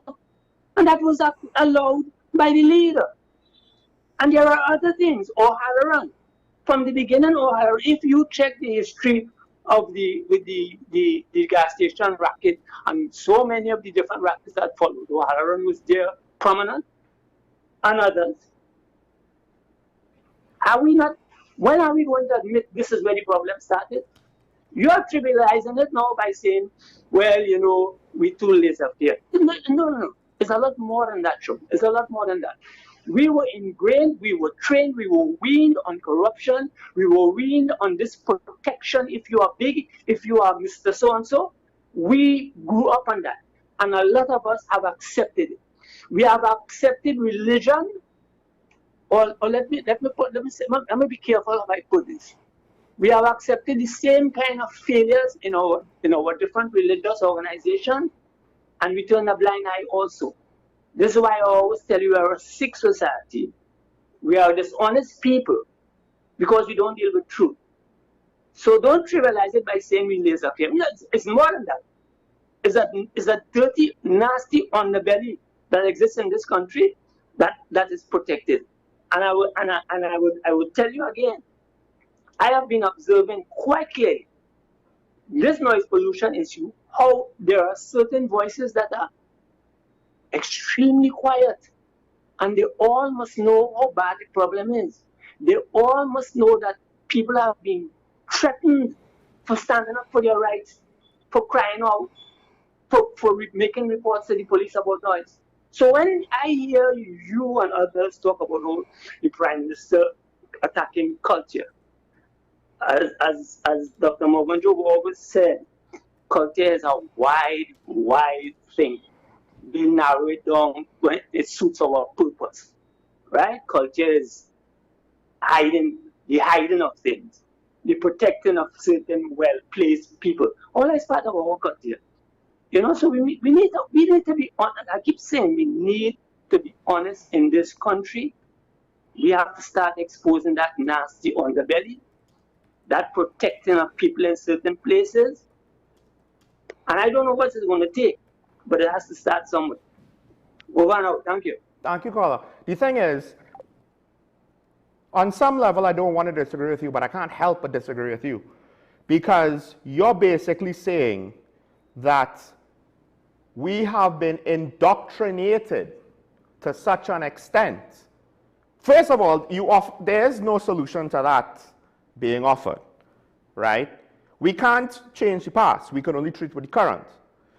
It's fine saying that that's where it came from. But if all you're saying is this is where you think the source is, it doesn't have to disagree with me, with what I'm saying. Because on some level, it's not just how we were conditioned back in the 70s and the 60s.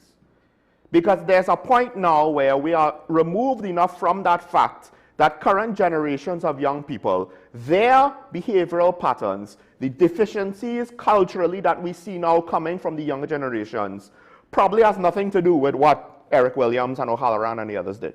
They don't even know who those people are. And they don't have quite the same outlook as Trinbagonians in the 60s and the 70s and the 80s. Culture has changed, but certain things have remained consistent, which tells me that it is not some outside controlling factor that changed the culture for the worse, that influenced the culture, but rather it's something about the culture itself because it persists beyond generational changes. Now, granted, yes. Actually, no, not granted, yes. Let me take that back. I think what was done at the offset of our country's inception took advantage of the very same cultural deficiencies I'm speaking about. They were allowed to do so because the people turned a blind eye. Because they thought it's fine. Because it's easier to think it's fine than to try to figure out how to say no. right? Because the PNM doesn't have a monopoly on deficiencies, you know. But at some point, Eric Williams is not the PNM. Now, you might want to point out the fact that they want to always point to how great Dr. Eric Williams was and how much he did for the country and the legacy of the PNM. And if you want to debate that point, I have no issue with that at all. But I can't agree that everything comes from that. Why? Because it seems as though, from my perspective, you are unwilling to look at the ugly side of your own culture beyond who to blame for it. Because if it's their fault, it's not our fault. But in 2025, we reach a point where the influence of Eric Williams cannot be greater than the influence of we the people. And noise pollution is a good example of that. What did Eric Williams do directly to promote noise pollution? Noise pollution exists and persists because too much of the people want it that way. And the politicians, knowing this, for the most part are unwilling to treat with it directly. And I fear that what the Prime Minister is doing is just to placate people like you who want to see something done. But we'll see, it very much depends on what's the follow-up. Because if FETs go to Skinner Park and the Queen's Park Oval, it wouldn't really make anything better. And it might actually give us a net zero benefit while making the individual situations of Hazley Crawford Stadium and Brian Lara Academy worse financially. Because having the FETs there is not the root cause of the problem. You say you have FETs in Brian Lara Academy from Penal. Based on what I understand of physics, that is impossible. But that's just me. San Fernando's back, caller. Good. Welcome back. Yes, Sean. I have to call back, and I listened to what Mr. Mover is saying to you, and I do think you quite understand where he's coming from.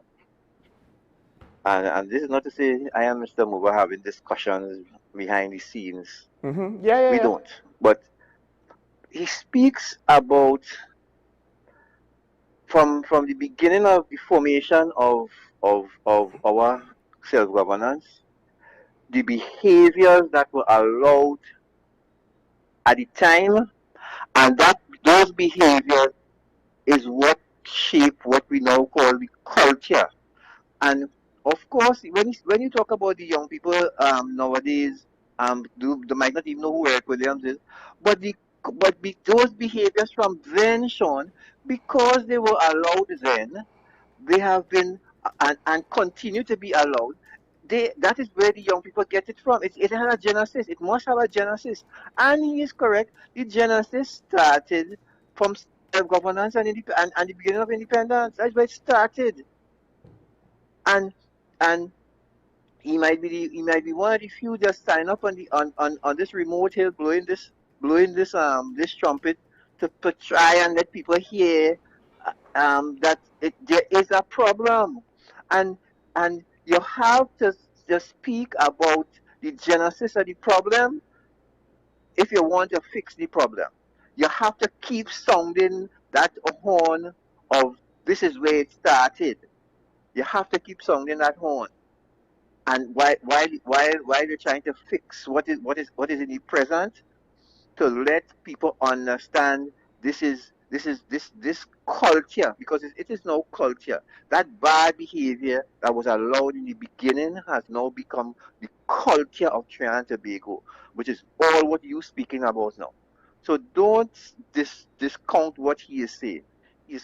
He is, I mean, he has this issue with the noise pollution, which I and him differ from in this particular instance here with the Prime Minister's decision. However, he is spot on what he is saying. Have a good day again, Sean. Thank you, caller. You see, the thing is, I think it's just a semantic thing. Y'all are saying it comes directly, this is the root cause. At the very base is the political behavior at the inception. And in my opinion, the political behavior at the inception came from deficiencies in culture that they exploited. And you could argue that they widened, but I think that the underlying issue is beyond Eric Williams, came even before him. That's why it was allowed to happen. Because there was no pushback. Or not enough, right? The implication of the PNM being in power for so long is that the culture of the nation was unable to identify what was going on and push back against it sufficiently in the moment. You mean to tell me that he automatically had us all in his thrall, or had everybody, I wasn't alive then, everybody under his thrall? Here's the thing, in China, they actively promote certain ideologies, promote certain conditional responses. And there was still a time when students protested, because at some point when you are exposed to new ideas, to different perspectives, indoctrination is harder to make stick. That's why in Afghanistan they don't want women to be educated. That's why in China they have their own self-contained internet environment where American social media is blocked and they have their own social media. That's why you can't access certain things on the internet from Western countries in China.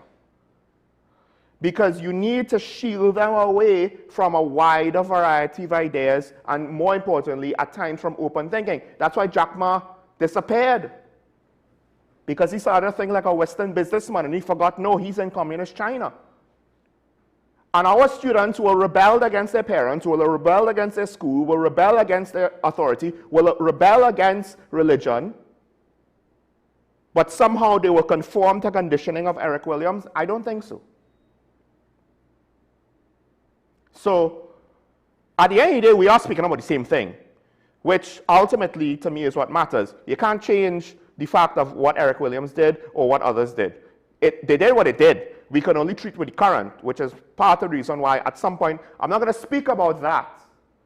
But like I said, if you want to prevent anyone from utilizing rose-colored glasses, which could then contribute to the hiding of the issue, I have no problem with that. But for the most part, we do have to speak about what are we going to do now about it. At some point, identifying the problem is good. But think about it. I'm talking about culture, you're talking about culture, he's talking about culture.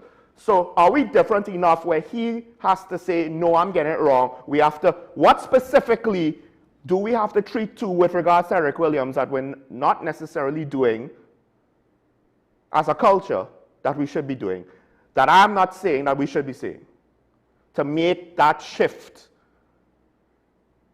Because at some point, I can't change Eric Williams out. And we could blame certain things like the PNM glorifying him too much, but he is still technically the first prime minister, regardless. That's a statement of fact. It is what it is, right? How much do we then now have the sins of the predecessor be put on the successor? Is that the standard we want to utilize? Because ideologically, there will come a point in time where we won't like the result, where we won't want to apply it. Principles are difficult. Now, if we don't want to take a principle stance, that's fine. Anyway, we do have Digger Martin waiting. I don't know if it's new Digger Martin, so I'm sorry, I can't keep you waiting any further. There's more I have to say about that, but Digger Martin, you're on the air. Yes, same Digger Martin. Yes, morning. Welcome back. And I want to talk about the culture. I think we raised it already. Mm-hmm. Now, that culture has evolved from the governance of Trinidad, which was basically 80% of the times of the PNM. And I've been saying we have been looking at things from the lens of a PNM perspective. Case in point, Keith Christopher Rowley, former Prime Minister, hold a press conference, and everybody rushed for it. Imagine that. And he making pronouncement of what the current Prime Minister has to do. And he's making it based on what he used to do. And there's where we have now a problem to win the new method, to win over the new method.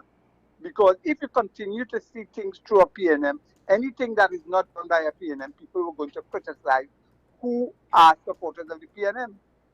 We have to break the glass, get out of that culture. We know the public service as a culture that doesn't work. Who is responsible for that culture? Who derived the public service? Who populated it?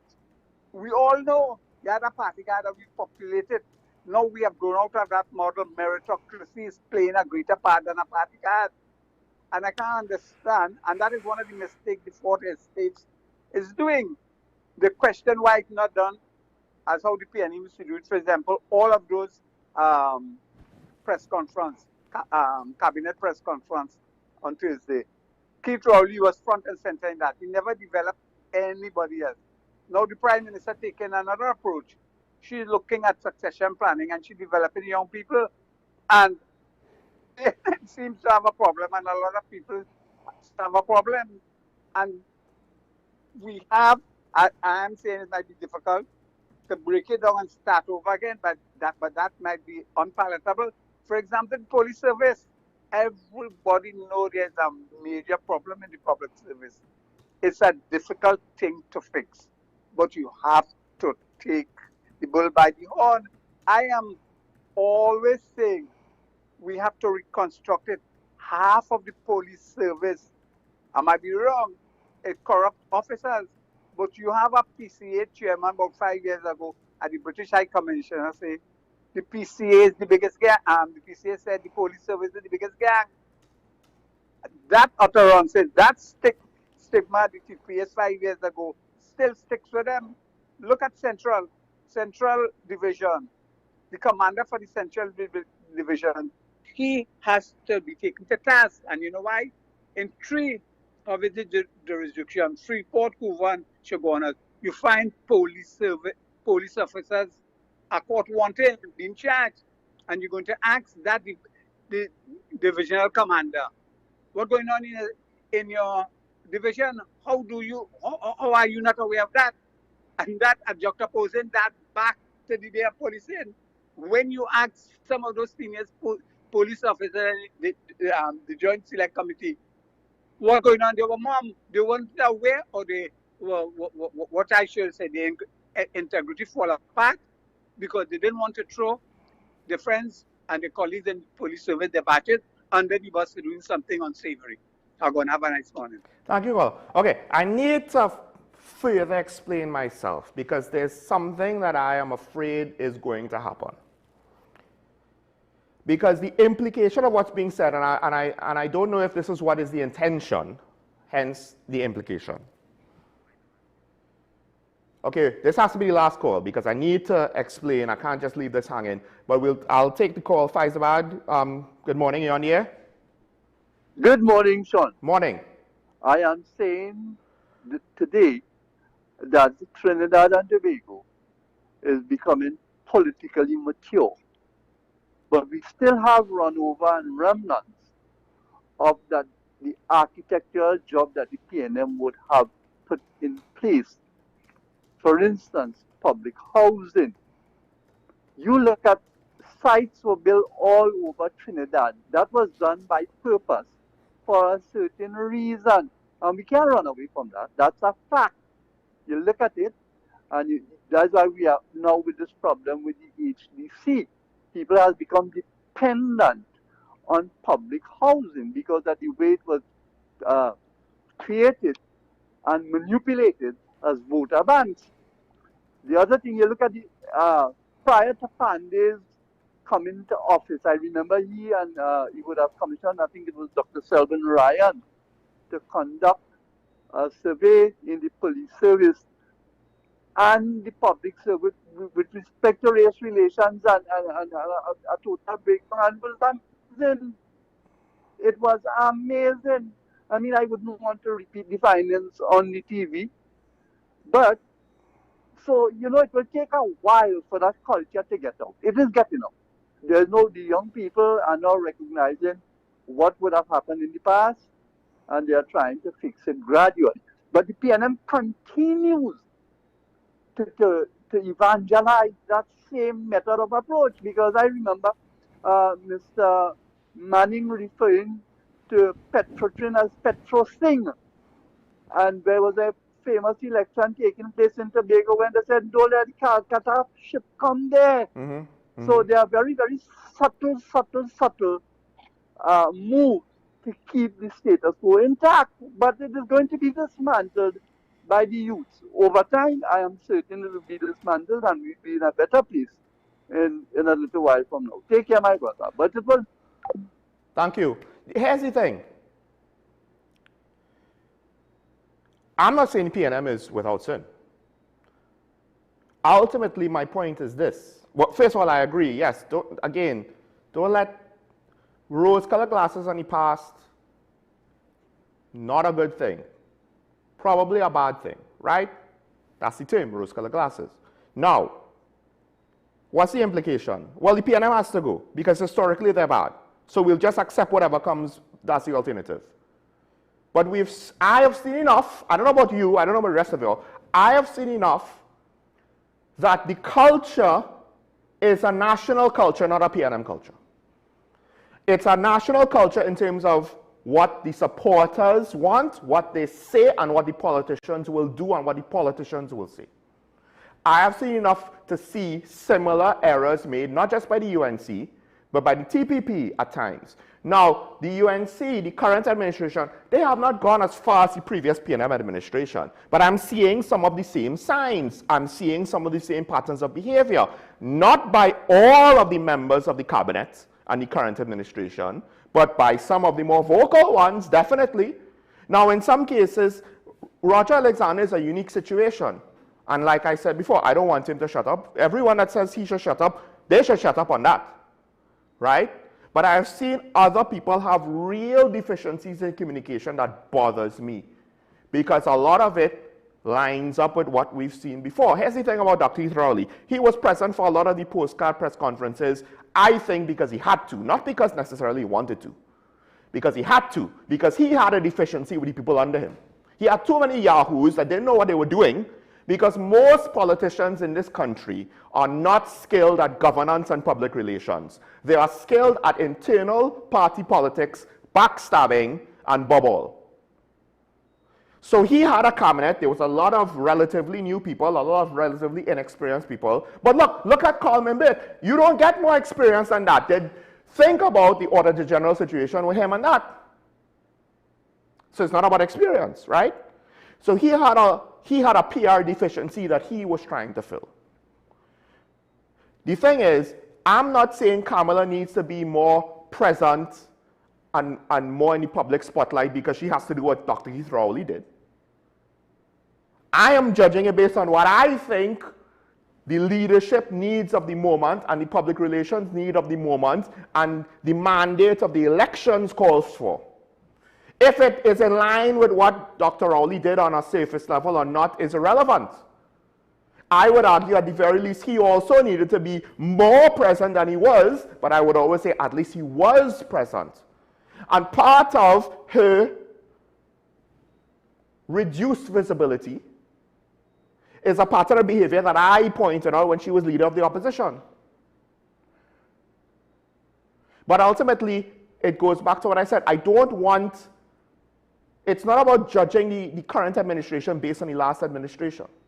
Obviously, we don't want anything just as bad, and they haven't been there yet. What we want is something better than what we've seen before, because at the end of the day, you do have the Piaco situation. You do have the Anna Roberts situation, right? You do have how the CPEP and URP situation was handled. You disagree, Mr. Sanfarano and Mr. Mova disagree about the noise pollution situation.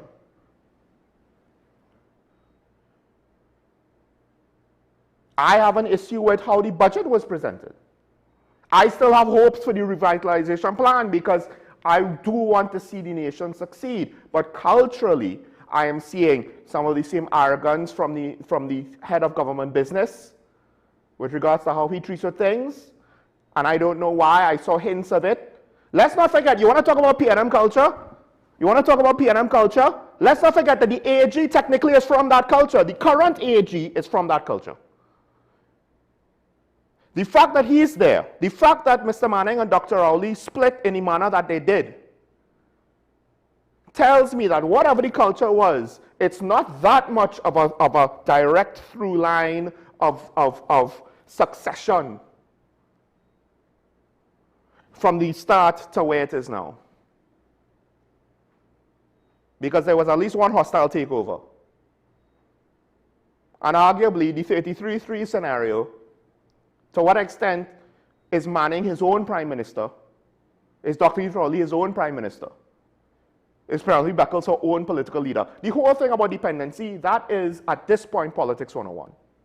Now, we have to wait and see to what extent will the UNC continue that or break away from that. We're not really going to know. They started with European CPEP, but it all depends on, okay, how do they replace those things with what? And we don't know what that's going to be. So we can't assess that.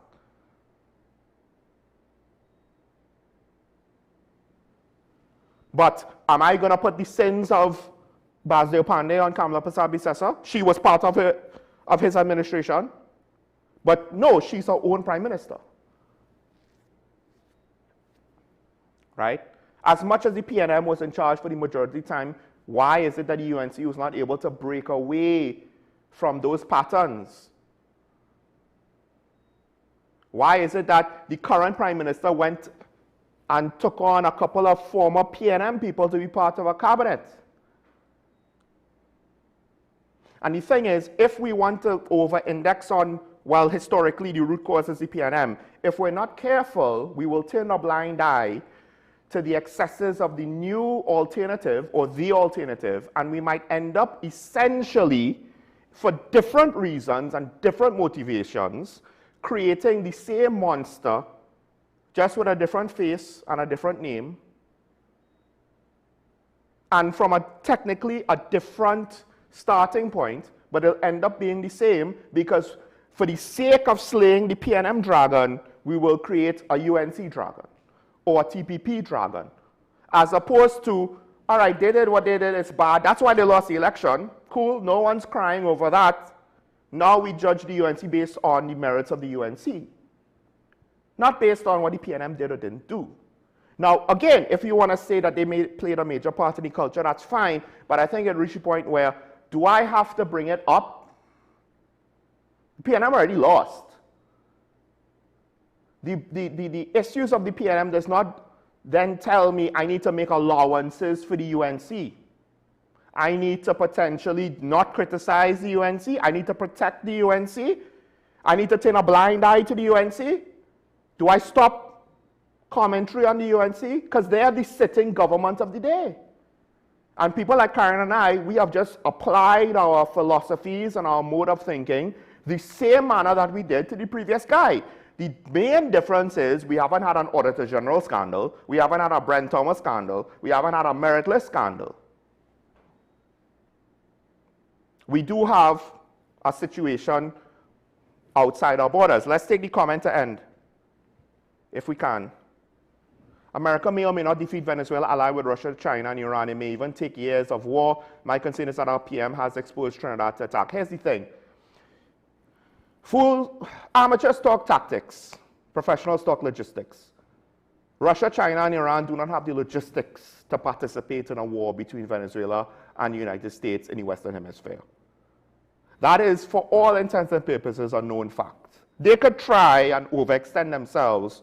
In the case of Russia, they don't have the manufacturing base. In the case of China, that will derail their own plans for their own region, which makes it highly doubtful that they'll do so. Iran essentially has no navy to speak of on this level, much less the capacity to deploy force outside of its region. It barely has the capacity to deploy any sort of force to Israel, which is, 2 countries over. Which is why when Israel and Iran started attacking each other, so to speak, or Israel started attacking Iran, there was zero concern about a land war, zero concern about Iran invading Israel. They just didn't have the capacity to do so. If they can't ask a neighboring country, hey, let us through, and travel the desert to get there, you think they're going to cross a whole Atlantic Ocean, the Mediterranean, Africa, or circumvent from the South. So it may take years of war. No, the war ain't going to take that long. The war isn't going to take that long. The war in Iraq was very short. The occupation of Iraq was very long. That's the part that's going to take long. That's the part that's going to destabilize the whole situation to the point where it's going to be bad for us and the other neighbors and for Venezuela itself. Because that's the point where it's very likely they don't know what they're doing, because history has shown from Iraq, Somalia, Afghanistan, they could win the war when there's a war. But when it's insurgency and occupation, all bets are off. Unless you're willing to commit atrocities against the human population, unless you're willing to be Israel, if you have to follow rules of engagement, they can hide amongst the civilian populations, and it's going to be a long slog. But the war itself, the actual war, if they want, listen, the insurgency did not protect Saddam Hussein. They got him. They got Osama. And Osama was hiding in a third-party country. He wasn't even in Afghanistan or his home nation. So we need to understand. The other thing is, has the PM exposed Trinidad to attack? No. Trinidad is the low-hanging fruit for Venezuela to respond to. But our Prime Minister has not supported attacking Venezuela. That's point number one. And two, doesn't have a say in the matter.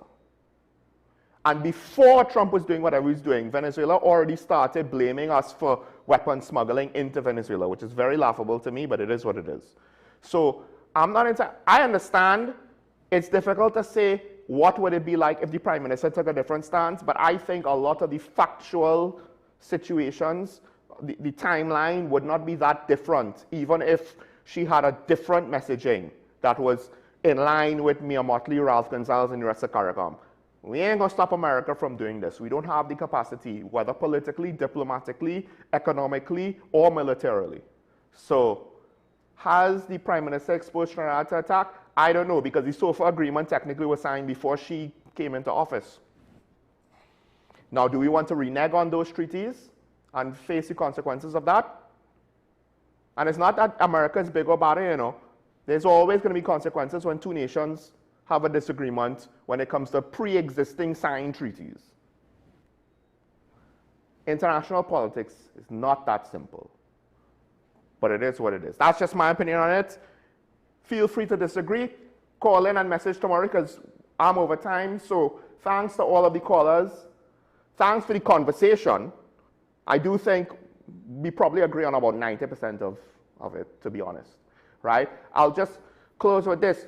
We need a cultural change if we want this revitalization plan or any revitalization plan to work. Because I think at the end of the day, regardless of who caused it, the root source of a lot of our issues is cultural. Economic, educational, legislative. Customer service, patriotism is cultural. And we need to change it. And I don't think it's changing maybe as fast as Faizabad, Mr. Faizabad, I think it is, thinks it is. Because I don't know to what extent the young people are engaged. I think they're very much disengaged. Politics is maturing, but it's maturing for the older generations, not the younger generations. We are so lacking in that regard and so behind when compared to other nations whose university students are far more engaged, not always for the better, but at least they are engaged. And in our case, our young people are engaged in foreign issues, not local ones. So, with that said, that's why I want to thank all the callers and the commenters, because we need to encourage more discussions on the issues. We could disagree, just once we don't try to kill each other over it. So, never forget it's nice to be nice. Remember your allegiance to the Republic and to each other. Stay safe. We'll see each other tomorrow. Bye-bye.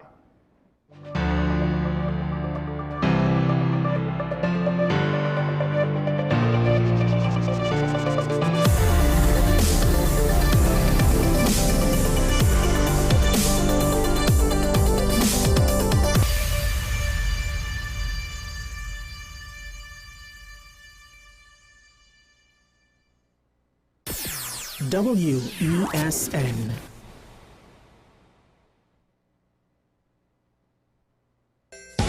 Win a brand new ride for Christmas in a 3-car raffle organized on behalf of Queens Royal College. Merry Christmas! First prize is a luxurious, fully loaded big ride Ford Ranger. Draw date Saturday, December 20th at the school. Tickets only $100. All proceeds for the further uplifting of the school. Tickets available from teachers, parents, alumni, and of the school. Also nationwide at all branches of True Value, Reliable Appliances, Christina Shoe Store, Kenny Sports, Unique Bookstore, Extra Foods, JTA Supermarkets, Police Credit Union, ABC Home Center, The Trinity Shop, PRW Enterprises, Sharon Bookstores, Miguel Moses and Sons, Ishmael Khan and Sons, Modern Electrical, Crosby St. James, Attorleys by the Park, Tribe, Mass Carnival, Cinnamon Drug Sangre Grande, Bellini Drug San